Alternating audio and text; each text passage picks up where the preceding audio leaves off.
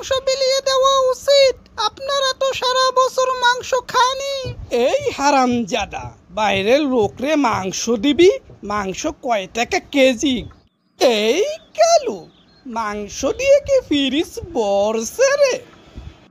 জি মালিক, দুটো ফ্রিজ ভরেছে, আর একটা ফ্রিজের কিছু বাকি রয়েছে। কেন রে, মাংস কি আর নাই? মালিক, মাংস আছে, কিন্তু বাইরে অনেক লোক রয়েছে, তাদের দেওয়া লাগবে না? এই হারামজাদা, বাইরের লোকরে মাংস দিবি? মাংস কয় টাকা কেজি? কিনে খেয়েছিস বেটা? বাবা বাবা, তুমি এটা কি করছো? কুরবানি দিয়েছি কি আমরা ফ্রিজ ভরার জন্য নাকি?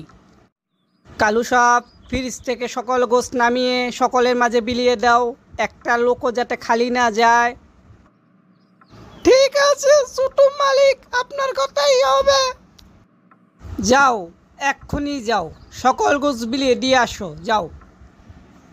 এই কালু, না না, আমার এত টাকার মাংস রে কালু। না মালিক, ছোট সাহেবের কথাই ঠিক আছে, মাংস বিলিয়ে দেওয়া উচিত। আপনারা তো সারা বছর মাংস খানই। কেমন জানি করছে রে। বাবা বাবা, তোমার কি হলো বাবা? এই কালু, অ্যাম্বুলেন্স ডাক দে।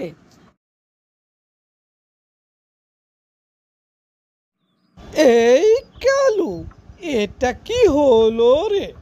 ডাক্তার কি বললো রে? মাংস তো দূরের কথা, মাংসের ঝোলও নাকি আমি খেতে পারবো না। তাহলে এত মাংস কি করব রে? আমার ছেলের কথা মতো সকল মাংস কি বিলাইছিলি রে কালু? মাংস বিলাইব কখন? আপনাকে লই তো টানাটানি লেগে গেছে। আসলেই আমার ছেলে ঠিক, মাংসগুলো বিলিয়ে দেওয়াই উচিত। যা কালু, মাংসগুলো বিলিয়ে দিয়া। খাইতে পারবো না বললে কি এই কথা বলছে নাকি এখন? এই কালু, কিছু বললি নাকি রে? না মালিক, কিছু বলি নাই। এখন আর মাংস বিলাবো কই? মানুষ কি আর আছে নাকি? এই কালু সাহেব, শোনো, মাংসগুলো অসহায় মানুষের বাসায় পৌঁছিয়ে দিয়ে আসো।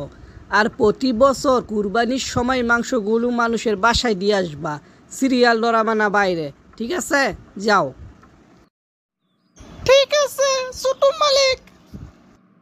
বড় মালিক,